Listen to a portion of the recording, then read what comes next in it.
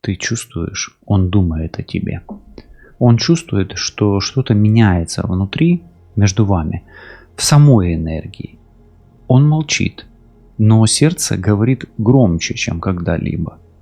И сейчас мы спросим карты Таро, что он чувствует, что он планирует, что будет дальше, когда мужчина больше не может игнорировать то, что происходит между нами, он начинает думать.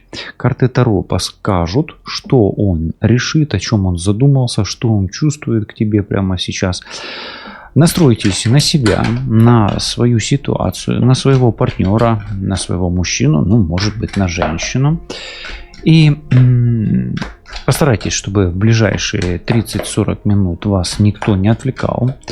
Мы будем работать сегодня в потоке, и вопросы, которые будут приходить, они будут взяты из ситуации, которые будут формировать сам расклад, сам пасьянс. Давайте посмотрим энергию момента, просканируем для начала, чтобы оттолкнуться от чего-то, да. И вот в энергии момента погрузимся и посмотрим, вот что витает в его мыслях прямо сейчас. Вот общий фон его мыслей, да. Вот этот общий фон белого шума в его мыслях. Ох, он и задумался. Он у вас серьезно размышляет, думает, бродит в лабиринте. Ну, действительно. Смотрите, что в его мыслях витает сейчас, это путаница. Путаница. Он запутался, он ищет выход. Но пока, скорее всего, не видит выхода. Да? То есть много вариантов, много мыслей, и каждая из этих мыслей может привести как к выходу, да, так и завести наоборот в тупик. Поэтому в его мыслях путаница, и где-то может быть хаос, а где-то может быть непонимание, в какую сторону идти. Ну, так бывает, возможно, какая-то ситуация между вами, да, и она заставила его немножечко поблуждать в глубинах своего разума. Хорошо. Ну тогда вот смотри, мысли запутанные, а вот какие чувства к тебе у него поднимаются в связи с этим лабиринтом, да, вот так пойдем. Ну, пока что он действительно, видишь, лабиринт очень дает такое как бы охлаждение, он пытается найти логическое продолжение какое-то, но что-то его останавливает. Постоянные вот эти вот тупики или повороты не туда. Какие чувства? Остывающие или остывшие, да, вот. То есть сам вот этот лабиринт дает все-таки больше остывания. Да? Чем он дольше находится в лабиринте, тем более холодные его чувства к тебе. Поэтому, ну, сейчас эти чувства, возможно, остывшие. Почему? Ну, все время в лабиринте, очень долго пребывать в лабиринте, да, ну, как минимум, без факела, да, ну, естественно, остынут чувства. Хорошо, но тогда давай спросим, что он осознает вот в связи с этим вот прямо сейчас, перманентно, да, в связи с этими остываниями чувств и с вот этим то, что он запутывается, да. Ну, есть какая-то угроза и есть какая-то для него опасность. Выпадает вообще дама трифовая, ну, давай так, это больше как бы система Ленорман в общем оракуле. Он осознает для себя внезапно, или он осознал даже для себя некую угрозу. Возможно, либо от тебя, либо, ну, я не буду говорить здесь о сопернице. В общем, он осознает угрозу от женщины трифовой дамы, змеи. А кто это? Уже смотри по своей ситуации, да, потому что это все-таки общий расклад. Окей.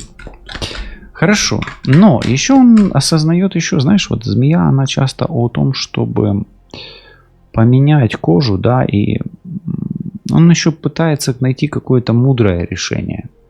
И пытается, возможно, избавиться от того, что не нужно, но не просто так, ну, вот, не лишь бы вот что-то сбросить с себя, а так избавиться, чтобы это было действительно грамотно сделано, по уму, да, или мудрый ход какой-то сделать.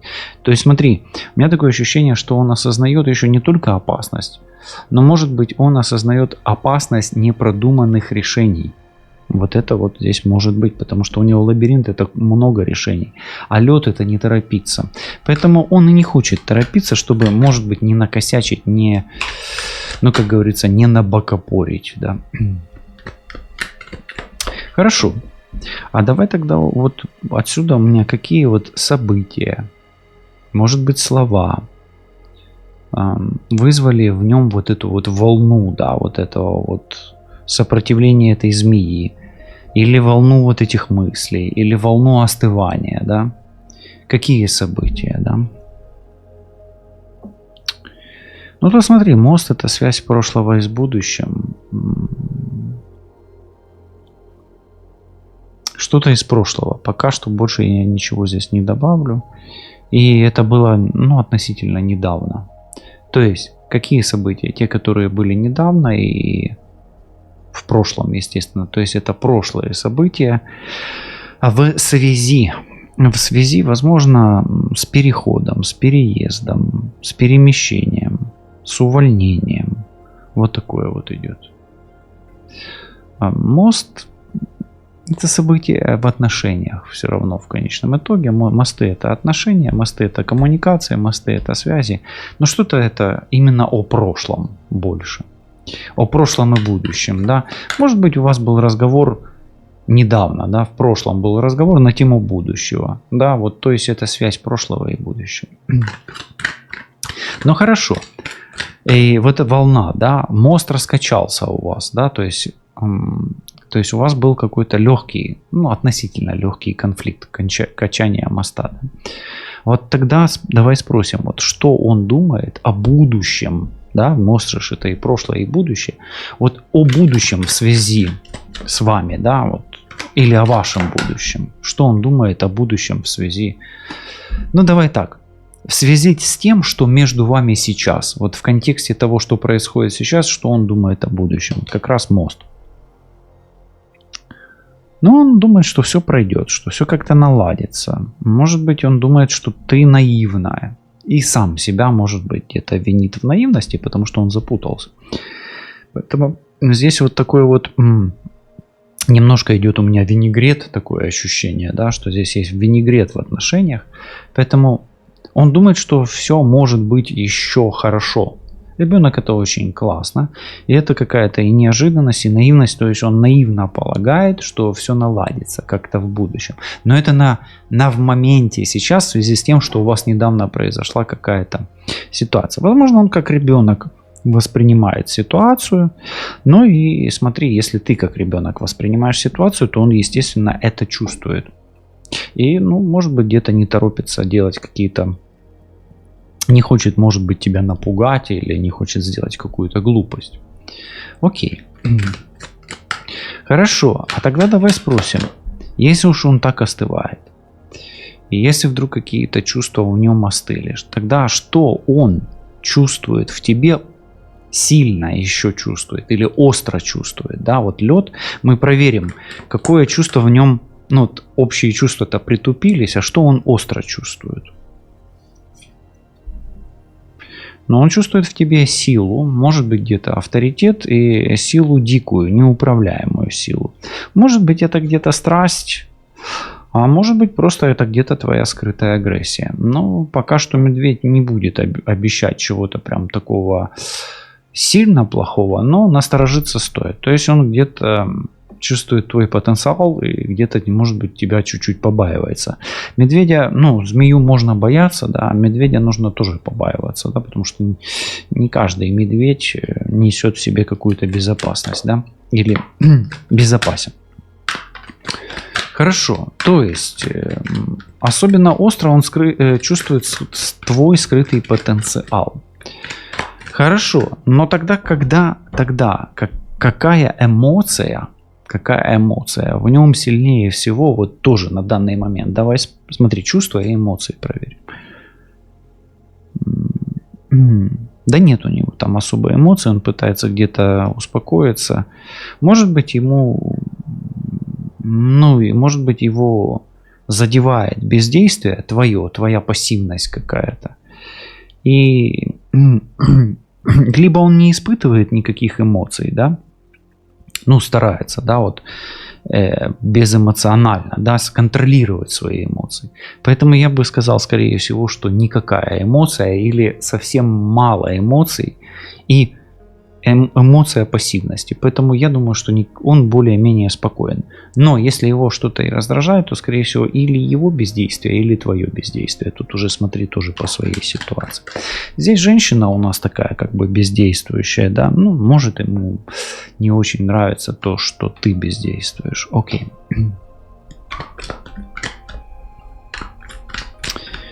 А давай тогда спросим. Вот от чего вот лед, да, он как бы закрывается. И разум тут путается, здесь чувства остывают.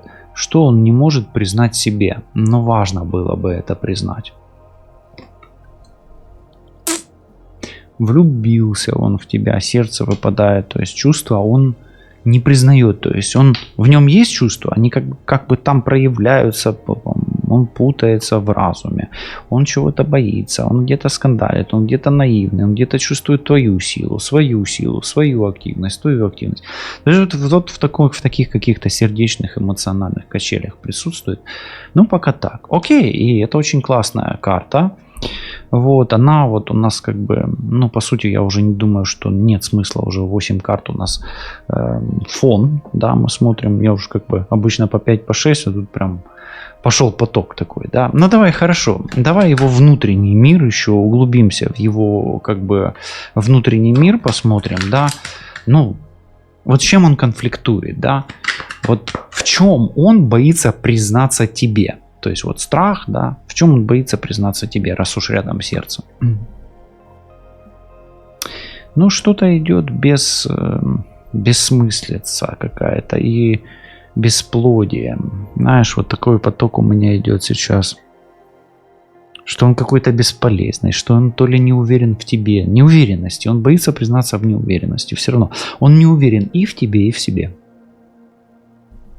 Ну и бесплодие тут прям выпадает. Тут уже смотри по своей ситуации. Может, у вас конфликт как раз на почве фертильности, да? Поэтому где-то о недоверии. И недоверие и к тебе, и к себе. Но вот это недоверие к тебе у него на почве к себе. А недоверие к себе у него может быть зеркально из-за того, что к тебе. То есть бесплодие, ну, по сути, есть какие-то попытки, решиться на которые он не может. Или боится получить отказ, или боится, что что-то опять накосячит, что что-то пойдет не так. То есть здесь где-то какое-то может быть стремление подсознательное к идеализму или к идеалу. Но с одной стороны он стремится к идеалу, с другой стороны понимает, что да, вот в этих путающихся мыслях, что ну все же не идеально, да, что не может быть идеальных отношений. Хорошо, давай тогда спросим, вот что он чувствует, но считает это слабостью. Что он считает за слабость, ну, может, между вами, может быть, в себе, может быть, в тебе. Ну, посмотрим просто общее, да, ты уже себе применишь в своей ситуации. Но здесь аркан смерть. Слабостью он считает агрессию, с одной стороны, и слабостью он считает страх. Агрессия обычно она идет из-за страха. Агрессия это всегда отклик на страх. Поэтому давай так, он чувствует и считает слабостью страх, именно страх. Может быть, что страх, что что-то не получится, что что-то пойдет не так, что из этого ничего не выйдет, или что я недостоин, или ты недостойна. Да, вот эти вот страхи он крутит внутри. Ну хорошо, смерть, давай и ребенок, да, как бы, если их соединить, это про откровение уже идет комбинация. Давай вот спросим, что удерживает его от откровения? Интересный вопрос, да? Ну, смотри, если он не откровенен с тобой, то он ждет этого от тебя, инициатива. Поэтому все, твоя пассивность тогда здесь, логично. То есть это не его пассивность. То есть его раздражает твоя пассивность, да, вот это чувство, что ты ничего не делаешь. Я вот, мол, как-то что-то пытаюсь сделать, хоть и побаиваюсь, да, а ты вот молчишь или бездействуешь. Ну, инициатива его удерживает, да, от откровенности пока. Ну, почему я буду первый что-то предпринимать, да? А давай тогда спросим, вот, а как он логически, коль уж у него лабиринт, рулит им разум, да, пока что, на данный момент, как он логически объясняет вашу связь? Интересно, да? Давай смотреть, как он логически объясняет вашу связь. Ну, он объясняет, что это хороший шанс, и что многое зависит от него. И по его мнению, он многое делает, но, скорее всего, обвиняет тебя в пассивности. Окей. А вот тогда давай еще раз вернемся в эту карту. Все-таки, да, вот тут он тебя обвиняет, да, условно говоря, в бездействии. Вот здесь инициативы хочет, здесь какие-то бесплодия, да, идет, ну, тщетность какая-то, да. Вот что в тебе выводит его из равновесия? Ну, попытка управлять. Он где-то, может быть, он чувствует, что ты им манипулируешь таким образом. Или он пытается управлять тобой, но не может этого сделать. Да? То есть ты выходишь из-под контроля. Он тебя как бы дергает за ниточку, да, вставляет ключ в скважину, а ключ, ну, не подходит. Или дергает за ниточку, ты не дергаешься, ты бездействуешь, ты пассивная. Да? То есть, ну, где-то, может быть, что ты не поддаешься на его импульсы. И смотри, если ты действительно склонна или склонен к манипуляции, то тогда он может чувствовать, или она может чувствовать, что ты ей манипулируешь.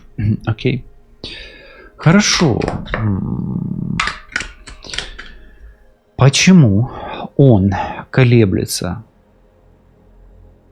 между сближением и отстранением, да, вот этим вот?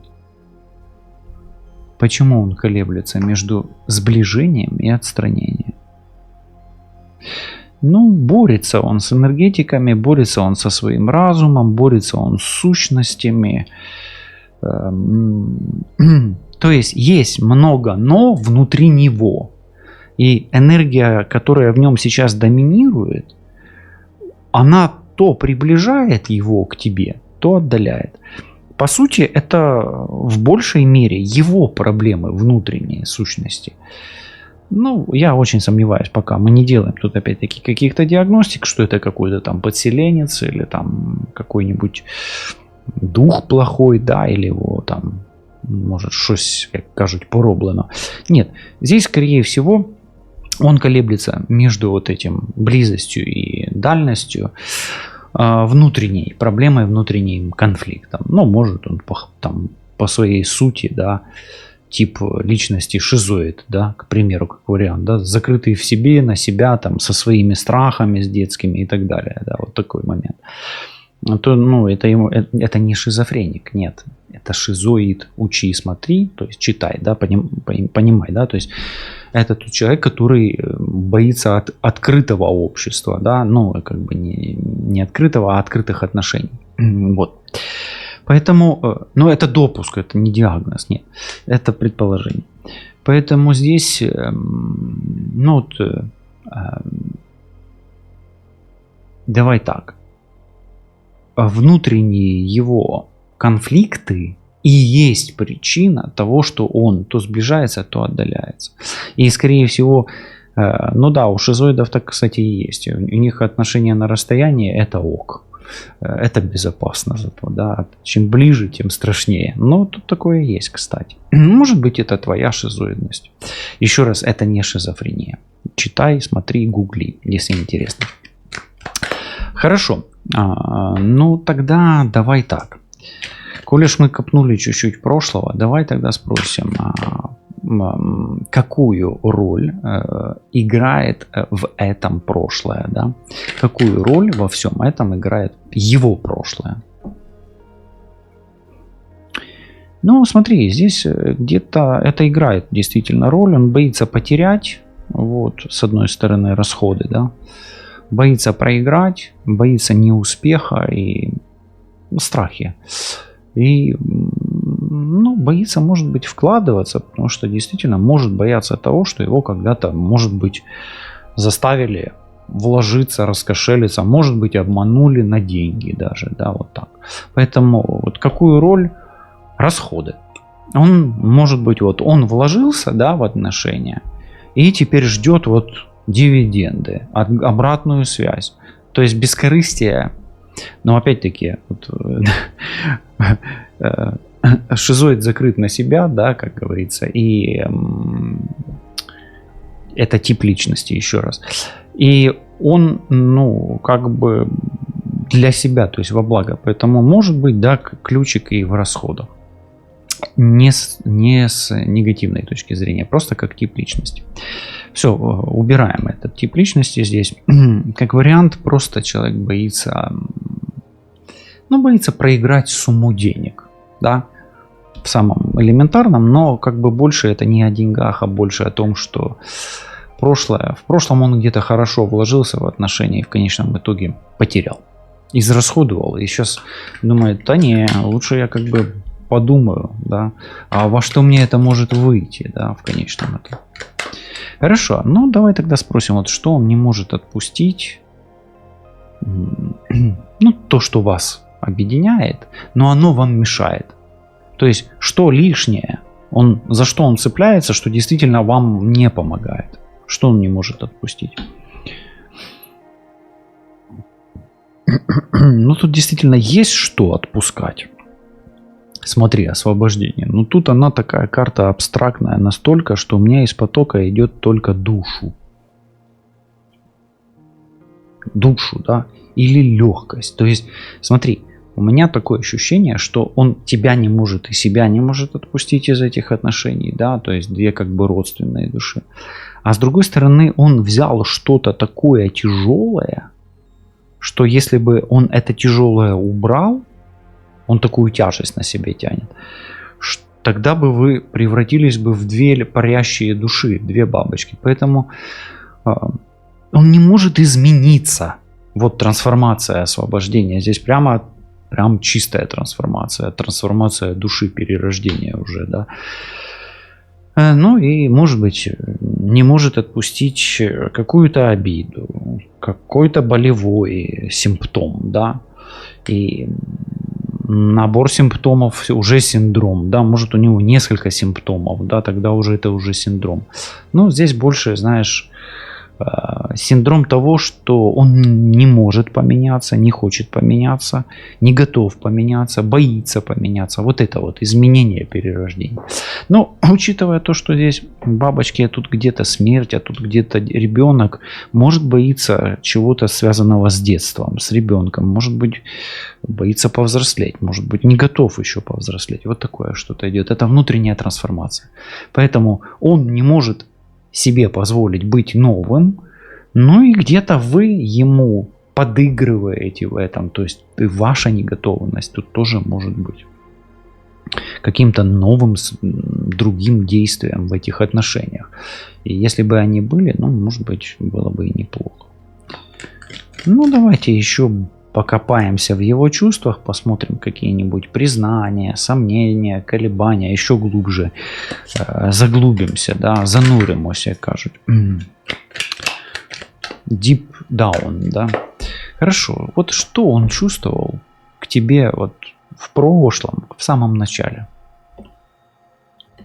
Чувствовал себя комфортно и чувствовал, что ты надежный человек.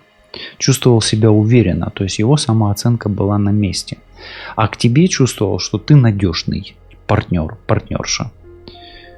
А вот как чувства изменились, да, вот что было, якорь, да, надежность, а вот что стало? А стало тяжело ему, вот оно. То есть вы наделали ошибок совместных, условно говоря, а выводы из них еще не сделали. И что изменилось? То есть стало сложнее, стало тяжелее. Ну, смотри, якорь похож на крест? Похож. Но якорь это надежность и не легкость, а это вот уже тяжесть и кармическое испытание. Поэтому, ну а что изменилось? легкость отношений сменилась, легкость и надежность на какие-то кармические испытания и приключения. Переродилась. Ну, ему стало с тобой тяжелее. Не легче. Окей. Хорошо. Ну тогда, давай тогда спросим. Вот, коль уж крест появился, ну, а в чем он тогда стал сомневаться, да? В чем он стал? В чем он засомневался? Вот как раз посмотрим. Не потеряет ли он свободу? Не потеряешь ли ты тоже свободу? Смотри. Ну и он начал темниться, он не видит впереди света, да, то есть он засомневался в будущем, по большому-то счету, окей? Засомневался. Хорошо. Ну и он засомневался, что вы друг друга понимаете. Свет, понимание, ясность лабиринта, ну тут об этом. Ну и опять-таки еще скажу, что и сомневается, не управляешь ли ты им, и будешь ли ты поддаваться управлению. Смотри. Потому что если он тут тобой манипулирует в твоей ситуации, то есть он начал сомневаться, будешь ли ты управляема. Окей. Еще раз повторяюсь, это общий расклад, применяйте к себе. Все вот карты я даю в нескольких интерпретациях, чтобы вы себе прикладывали, и у вас будет получаться та картина, и общий расклад будет сходиться. Хорошо. Ну давай тогда спросим, если он так сомневается, здесь какие-то сущности, прямо изо рта лезут руки, да. В рот мне руки, да, как говорится. Что бы он хотел тебе сказать, но молчит или не может сказать из-за сущностей? Но он хочет тебе сказать про свои чувства, но боится, что они будут восприняты тобой как-то по-другому, зелье, да. То есть, может быть, тебе не понравится. Именно про чувства. Именно о чувствах, которые могут быть восприняты тобой, по его мнению, неадекватно. Интересно, какой-то такой партнер прям с комплексами, с набором, с чемоданчиком. Вот поставь на паузу, подумай, с чем, с каким набором комплексов или, может быть, скелетиков, да, твой партнер.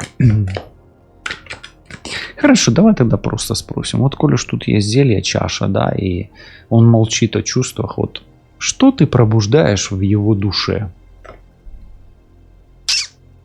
С одной стороны боль, наказание и страдание, это кнут, а с другой стороны метла, да. С одной стороны ты ему делаешь больно, а с другой стороны ты его освобождаешь от чего-то. О, и как раз на расходы. Может, ты его освобождаешь от денег, да? Ну, может быть, он тебя от денег освобождает. Тут уже тоже смотри по своей ситуации, но тем не менее. Ты пробуждаешь в его душе достаточно контроверсийные чувства. И с одной стороны он страдает, а с другой стороны он хочет избавиться от этого страдания. Но я так подозреваю, что это страдание, оно часть этих отношений.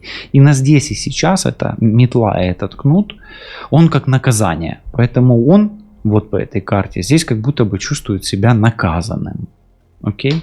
То есть он чувствует где-то, может быть, что он не прав и что он ошибается в чем-то. Но как бы испытание он это проходит пока что. Ну давай тогда спросим, если он чувствует себя наказанным, если он чувствует вину где-то. Вот где он чувствует вину или сожаление? В чем? За что? Почему? Может быть, за родственников.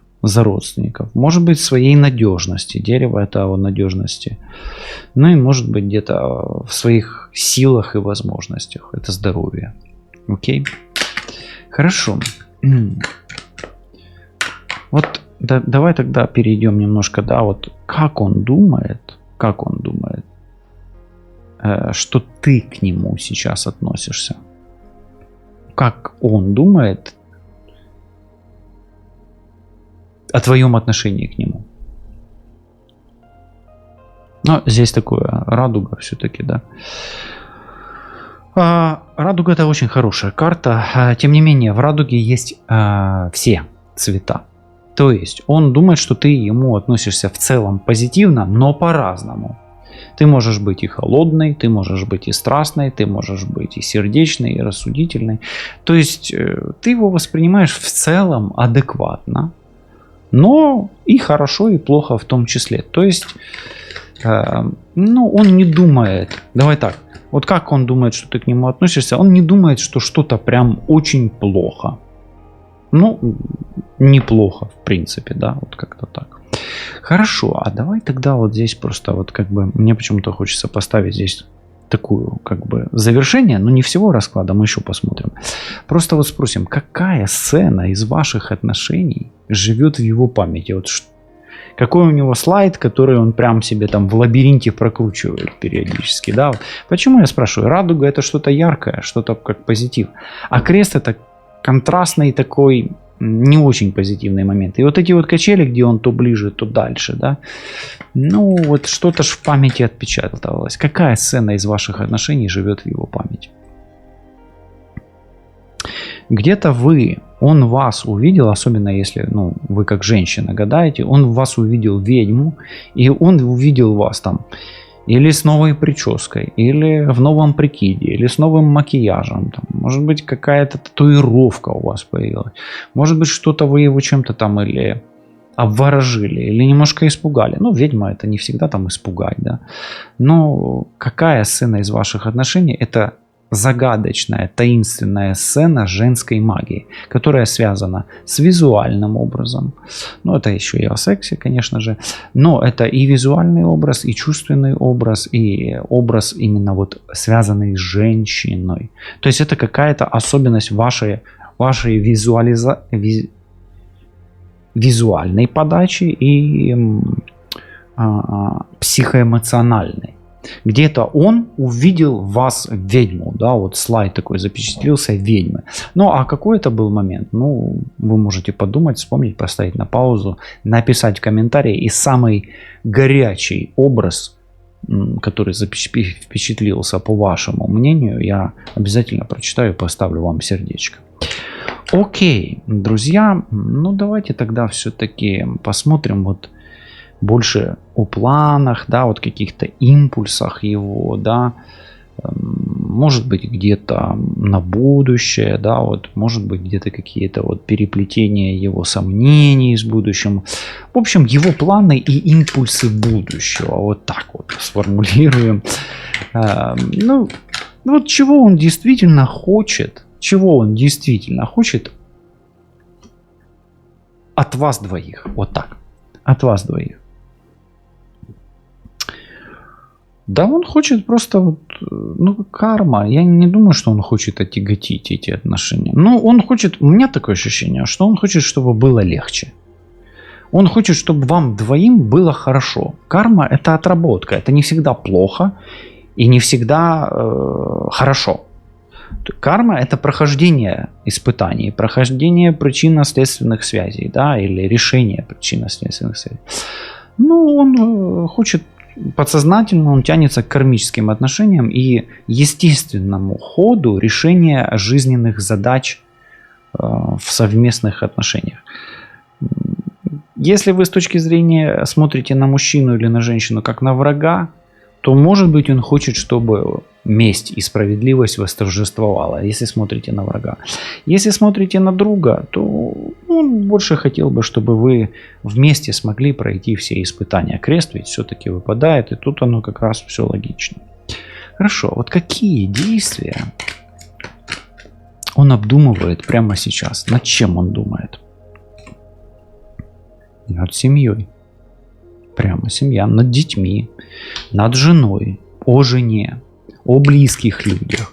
И он думает что-то там сделать такое, что он должен сделать. И, возможно, если он это сделает, то у него и как бы плюсик к карме появится, и он облегчит свою душу, и, ну, может, что-то прояснит, может, что-то уберет лишнее. Да, вот это вот действия, связанные с семьей, с женой и с детьми. Вот это вот, чего он опасается, видишь, метла. И тут как раз его страхи все. Чего он опасается, если, ну вот, вдруг откроется тебе полностью, да? Он опасается проблем. Здесь где-то инфантильность его в верхнем ряду, да? Ну и, да, опасается проблем, препятствий. То есть он где-то еще человек, ну такой, может он уже взрослый, но в душе ребенок, да? Где-то какие-то вот эти вот страхи опять-таки повторюсь, присущие шизоидному типу личности, да, это не расстройство, это тип личности. Ни хорошо, ни плохо. Эти типы личности, они разные все, и хорошие, и плохие могут быть. Поэтому здесь, просто вот он, испытание для него это смерти подобно, да, то есть, может, не готов пока. Может, не морально, может быть, не физически, а может быть и морально, и физически. Хорошо. Тогда давай спросим. Боится он препятствий, окей. А вот что он хочет изменить в ваших отношениях? Тут смотри прямо. Здесь вообще работа – это подход к отношениям. Тут, возможно, вы как-то, по его мнению, неправильно взаимодействуете. Поэтому здесь вам в этом случае помогает психолог и терпение.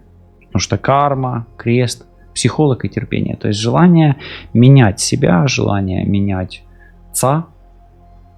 с партнером. То есть это вот партнерский подход к трансформации. Окей.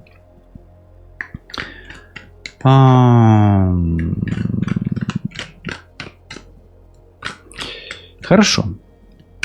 Может быть, он хочет, чтобы он поменял работу, и ты поменял работу. Это тоже тут прям работа выпадает. Но в ваших отношениях, возможно, он хочет изменить еще подход к тому, кто дает и кто берет. И на кто что дает и кто что берет. То есть это сфера распределения ответственности в отношениях. Вот это я тоже хочу сюда добавить.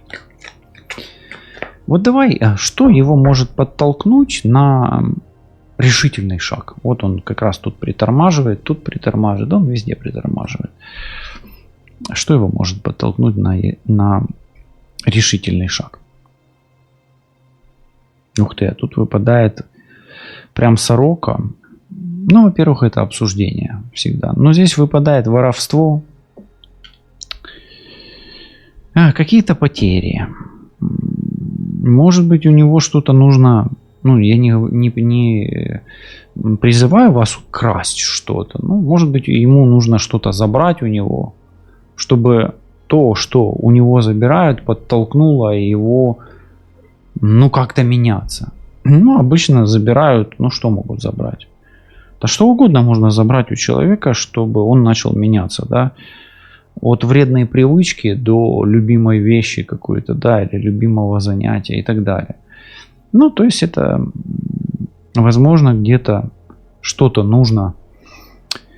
Опять-таки, воровство плохая такая карта, да, вот советовать что-то по этой карте нельзя, нежелательно. Давай по-другому можно сказать. Может быть, убрать крадник. А что такое убрать крадник? Это убрать то, что крадет его внимание. А внимание – это энергия. Куда уходит внимание, туда уходит энергия. Поэтому нужно как-то, его может подтолкнуть перевод его внимания с одной какой-то вещи на другую вещь. А вещь это может быть или материальная, или какая-то концептуальная. Да? Хорошо.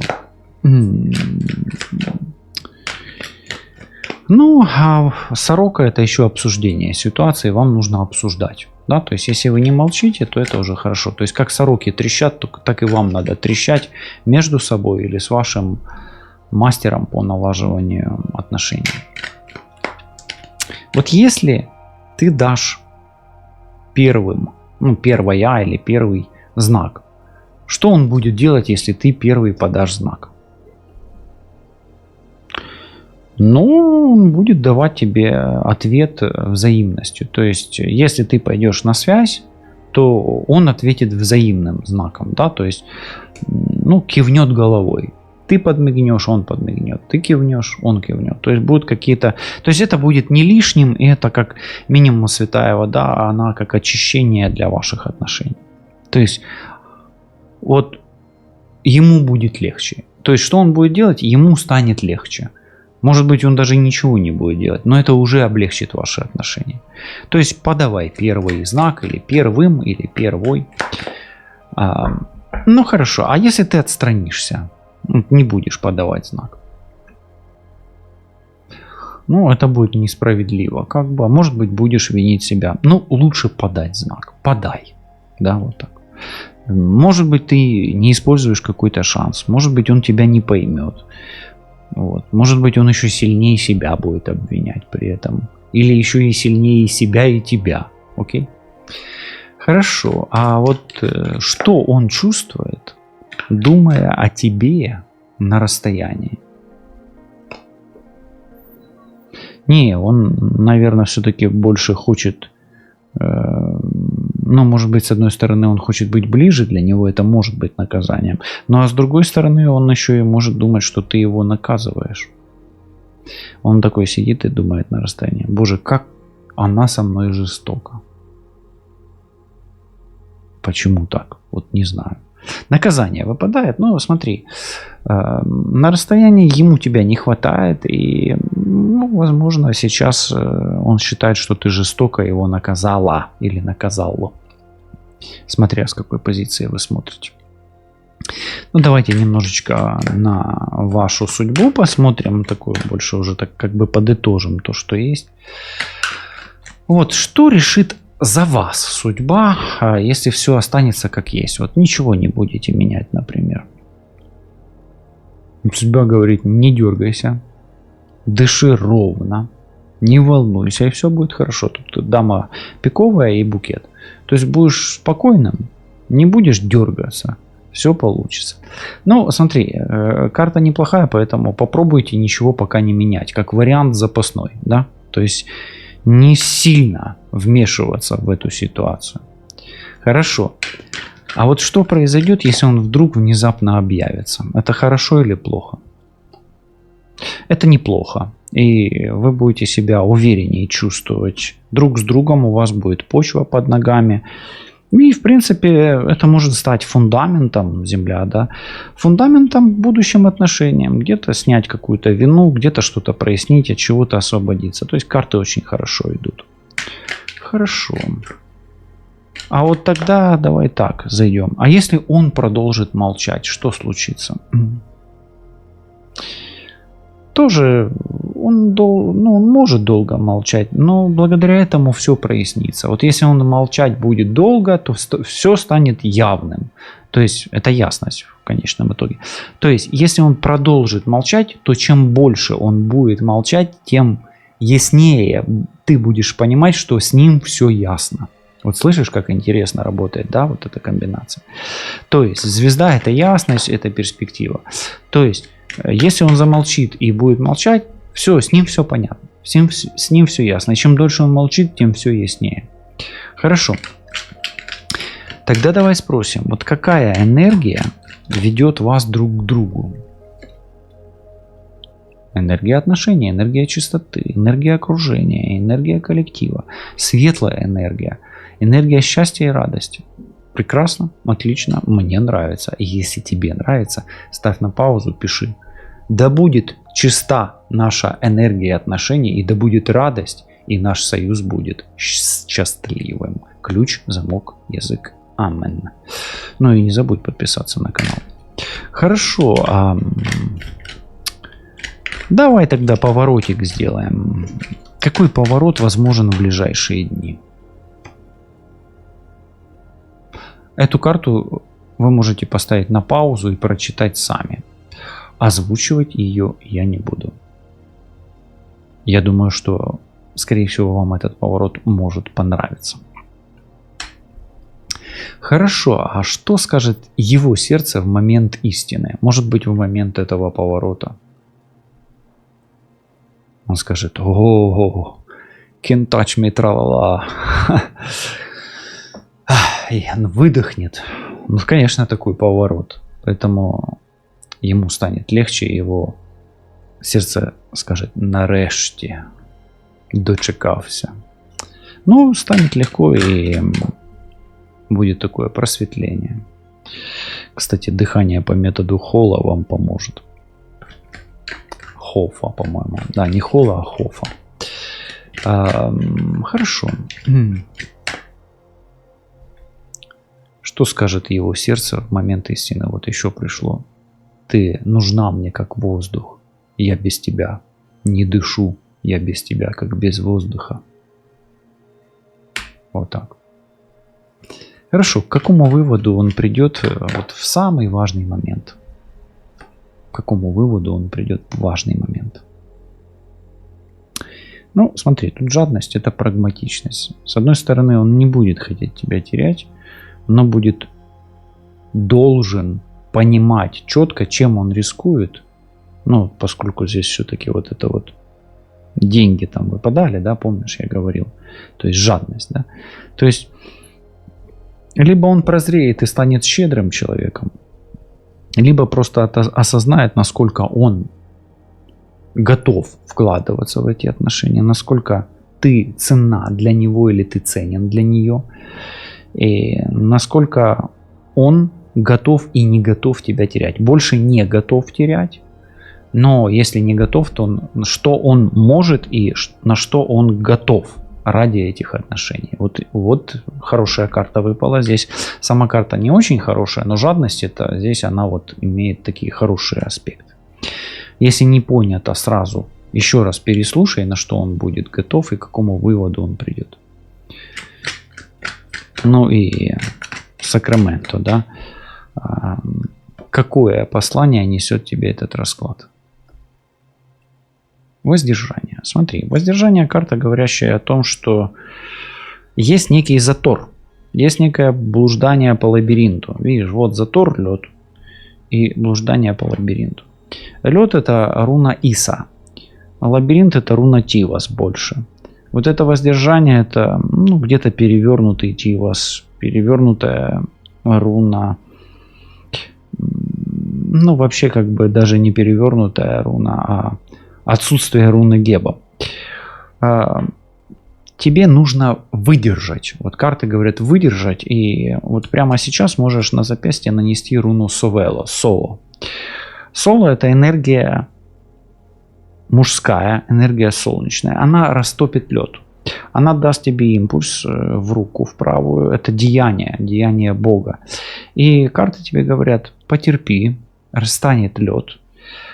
Вот как раз Рождество сейчас, сегодня Благовещение, да, зарождается что-то новое, и когда ты долго воздерживаешься от чего-то или выдерживаешь, вот у тебя крест, карма, да, гора, испытания, карма, крест, карма, испытания, гора, тогда у тебя появляются возможности реализовать свой потенциал, который ты не растратил. Поэтому постарайся собрать весь свой опыт жизненный воедино.